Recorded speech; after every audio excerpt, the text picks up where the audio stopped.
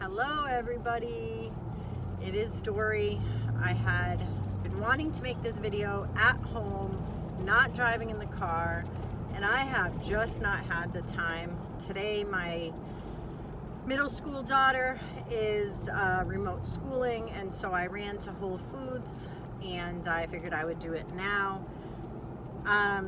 So I apologize in advance, but this is going to be a video about my update, and especially my health update, which I have mentioned several times on past videos, and so I have finally gotten some answers. So first, let me start. My name is Dory. I am 48 years old. I am 5'4" tall. On September 12th of 2016, I had vertical sleeve gastrectomy weight loss surgery in Hartford, Connecticut with Dr. Darren Tischler. My highest recorded weight ever was 350 pounds. My surgery weight was 300.5, and I am still at 169.2. Cannot get any lower. I know I have to add a couple of different things in, including exercise, to achieve that goal, and so that's what I'm working on now. So let me get to first my health. If you guys remember, last October I was rushed to the hospital in excruciating pain. They found out that my left ovary had a cyst on it, and my right fallopian tube had fluid and probably another cyst, and just a lot of junk in there, and it was infected. So they ended up giving me antibiotics while I was in the hospital. That worked wonderfully, took away the infection, which took away the pain. But I'm still getting little bits of pain, which I can describe as feeling like you're constipated or have to go to the bathroom, but you're really not constipated, or it's very minimum, but you always have that nagging pain. The pain will come and go. It's not like to the point where I feel like I need a heavy narcotic. So I'll take a couple of Tylenol every few days to help with the pain. Otherwise, I just push through it. But in the back of my mind, I always wanted to know what this pain was. And I think we kind of figured it out. So I went to my primary care physician. I didn't know if it was, a problem with my colon, a problem with my bowels, infection, anything like that. I have not had a fever. I have not been sick in over a year and a half. And so it has kind of been a mystery. So when I went to my primary care physician about a week and a half ago, he said that where the pain is probably is indicative of what they found on ultrasound with my gynecological issues, and that I had already had a follow-up appointment scheduled a week after, and so I should bring it up with them. And his recommendation would be to go in there and take everything out, including I would opt for having a full hysterectomy except for my ovaries, because I'm not premenopausal at all. And so I went in to see her on Friday. We looked over my ultrasound, which I normally get about every 3 months to monitor, and she used a word I hadn't heard before. Maybe it's in my chart, but no one has ever said this to me, but I have endometriosis, which you have tissue that grows in your, I believe it's your uterus, and during your monthly cycle, that gets shed. Well, mine is still there, and it also is behind my cervix, I believe, or behind my uterus, kind of pushing on things. And so when you look at the ultrasounds, it looks as if it's a ton of scar tissue in there, and a ton of the endometriosis, endometrium, I believe they call it. And so that is where my pain is coming from. It is pushing on my other organs, probably my bowels and all of that. Her recommendation, she actually cannot just go in there and have surgery, because there's so much of it, and what it normally typically will do is it will adhere to, whether it's the tissue or the scar tissue or whatever, it will adhere to your other organs, which could be your liver and your stomach and your bowels and intestines, and it can kind of wrap all around that. And so if you're going in to remove it, it will cause more damage than it will good. So there's another surgeon. She is a oncologist, surgeon, and she has, done special cases that were not cancerous, but she normally, is like a cancer doctor or whatever, will remove all that junk. But because she's so good and has complex cases, I'm being referred to her. My gynecologist said that she will, if they opt to do the surgery, she will be in the operating room with the top surgeon, just because she said, she's been with me. She's very thorough. My gynecologist is amazing, but she's been on maternity leave for about 12 weeks, and that's why I had to wait till now to see her, because I like how thorough she is. So there are several factors here. One is, if they decide to do the surgery, they can only leave me with one ovary, because one of mine is completely whatever, I don't know, wrapped with scar tissue. They will leave me with one. The other thing is, if they can do it, I want to know how bad the surgery is going to be and how long I'm going to be out of commission for. So if they say, we can do the surgery, it would it would be a hard surgery, and you're not going to be on your feet for a month or two, and you're not going to really gain your whole self back, and that it's not a life-threatening surgery. It's not, as we stand right now. I would opt not to have it. I would opt just to keep going on with life and taking a couple Tylenol for the pain here and there, and just continuing to do my thing. They pulled a blood test on Friday. She told me, do not worry about it. It's just a technicality, a box they have to check to do the blood test. But it is a blood test to determine if I have ovarian cancer. Now, she said, because I have the endometriosis, it might come up as a trigger for this test, but not to worry at all, because I've had pap smears, and everything has come back great. My blood work on other things has come back great. And so I don't have a family history or anything. So she said not to go home and stress about it. It's just something that they have to do.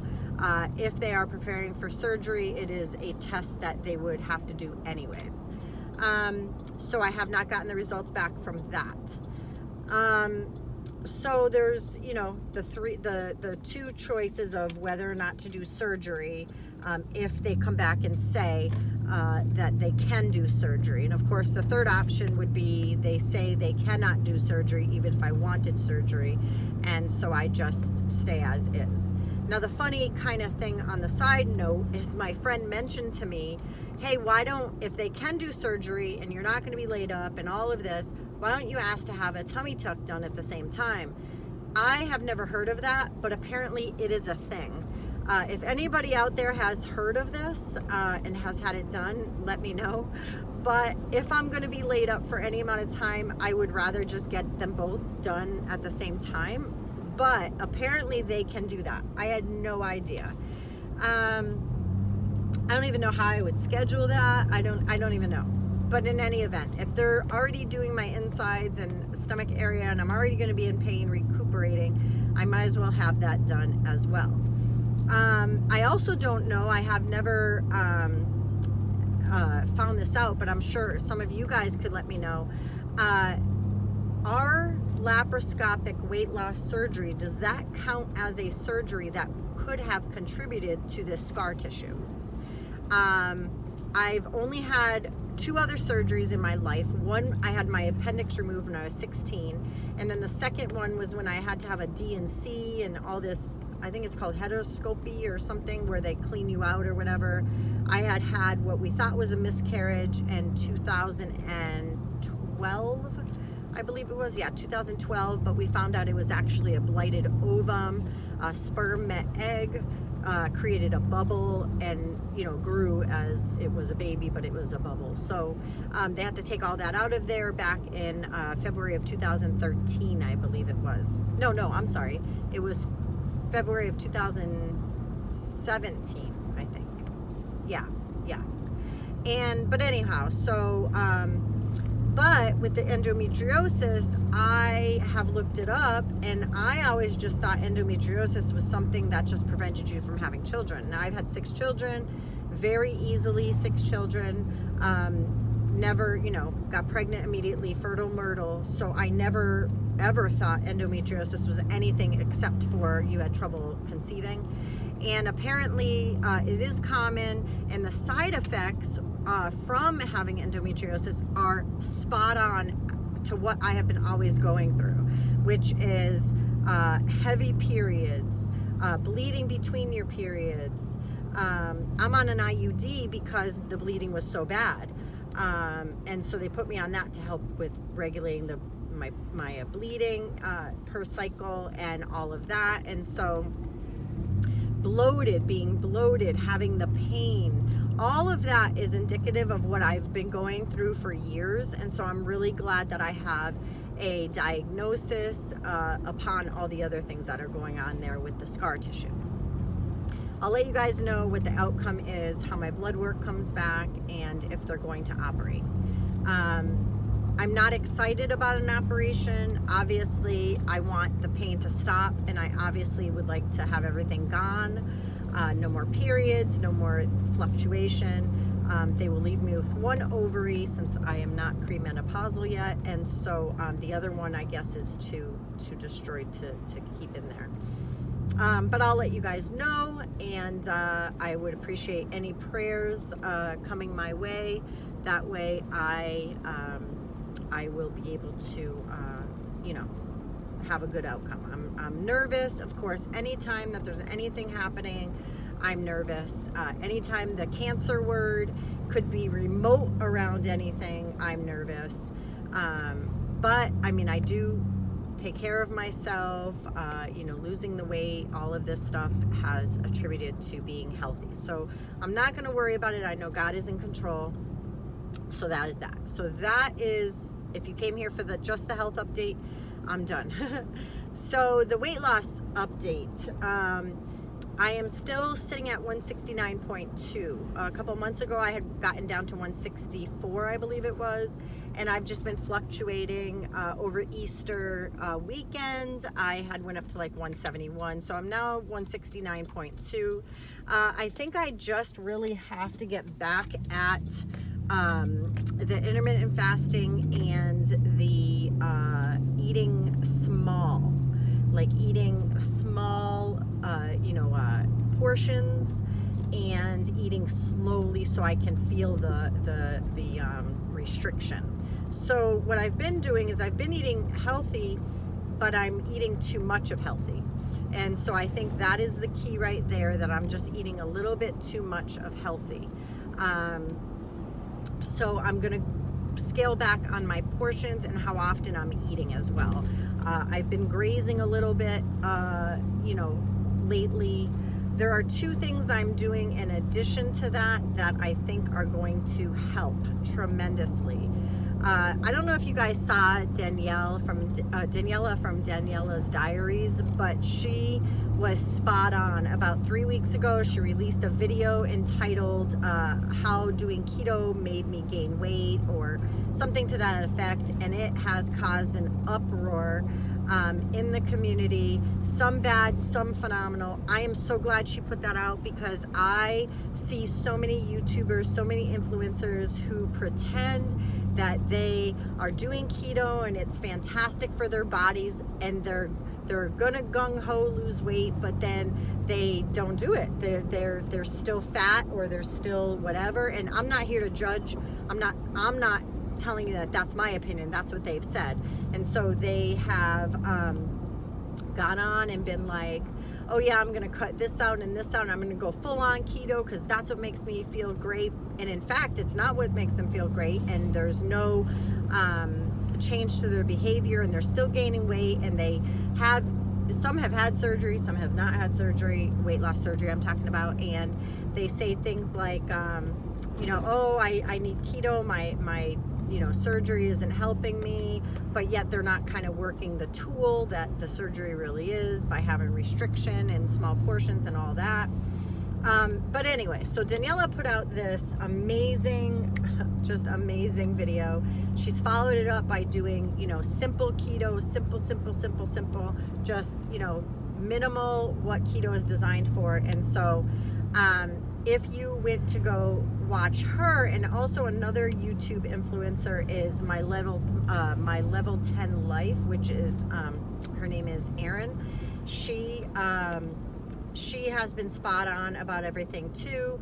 And she was talking about, I mean, she just works her tools. She is not keto. She is not anything. She is just, I am going to be eating bariatric, and this is what you should do too. And so she has a lot of tips. So I take a lot of things from each person and my own body thing, what works for me, and I put it all together. And so 2 things that I'm doing is I stopped drinking alcohol. Not that I would drink a lot of alcohol at all, but I would have probably a glass of wine, you know, big glass, maybe 8 ounces of wine. And it was Barefoot Moscato, which is a wine that has low carbs. So it was only 8 carbs in that glass. And I would work it in or whatever, but I cut it all out because we just don't need the extra. And the other thing that is going to be totally controversial, but if you guys use any kind of sugar-free enhancers in your water, Zip Fizz, things of that nature, don't kid yourself that you're getting in your vitamins and this and that, so you must have your Zip Fizz, or kid yourself, oh, it's sugar-free, no problem, I need this to drink water. I've cut them all out. Not that I had Zip Fizz at all, I mean, maybe once a month. But I cut out all water enhancers. Each one is about 2 carbs, and it just has a lot of junk, sucralose, and just a lot of crap that we really don't want to put in our body. And so I have cut out that. So I drink plain ice cold water. It has to be ice cold for me. If it was flavored, I could drink it warmer or room temperature, but it is without the flavorings. I need ice cold plain spring water, and that's what I'm drinking. So no alcohol and ice cold spring water. I cut that out. It just really is, cut the crap out, guys. I mean, we're really not, we're not stupid enough to fall for all the gimmicks. I just hope that we're not in this community. I mean, just eat whole foods, eat you know, small portions, whatever you can tolerate. You know, eat good, eat clean. That's what we need for our bodies. And so I actually just got back, if you can see bags in the back, I just got back from Whole Foods. I did a little Whole Foods haul that I'm excited about. I got some fish, and I got some a flank steak or skirt steak. I can't wait. Organic. I got my daughter, I'm going to be stopping at her house and dropping off a bunch of the little organic baby pouches, baby food pouches, because her daughter really likes them, and it's just a way for her to experience food. She's almost 8 months old, and she's still breastfeeding her full time, and so she's just really having these times now where she's going to be having little bits and pieces of different kinds of foods and kind of practicing baby-led weaning. And so anyways, so yeah, guys, so that is my plan. And I'm also going to be incorporating a video that helped me in the past. This is totally an 80s, 90s thing, but aerobics. High intensity aerobics, low impact aerobics, always worked for me. Always. So I am going to be going back to doing, drum roll please. Some of you guys know this, but I found it on YouTube and I'm so excited, but I'm going to be doing Richard Simmons, and the name of the video is called Dance Your Pants Off. And it is a fun video. It is totally retro. It brings back tons of memories from the 80s and 90s, but it works. It's not too difficult. It's not, you know, this crazy skill level that you need to have. It is just great. And so it makes me sweat, and it makes me feel great, and gets my heart rate going and all of that. So I'm going to be doing that. And yeah, wish me luck. Getting back into exercising as a habit is hard. So I definitely need the motivation. But yeah, so my goal is by the end of this year to be maintaining my weight of 155 by the end of this year. So it's only April 14th. So it is totally feasible. I have until the end of this year, December. So I have, let's see, April, May, June, July, August, September, October, November, December. Like 8 months, 7 months, 8 months. So it's totally feasible. And that is my goal, 155 pounds, maintaining that weight. So that's it, guys. Please like and subscribe. Please share with your friends. I love to have different followers. I'm here at my daughter's house. Her dogs, you can hear them. They love when Mimi comes. But all right, I love you guys, and I'll talk to you soon.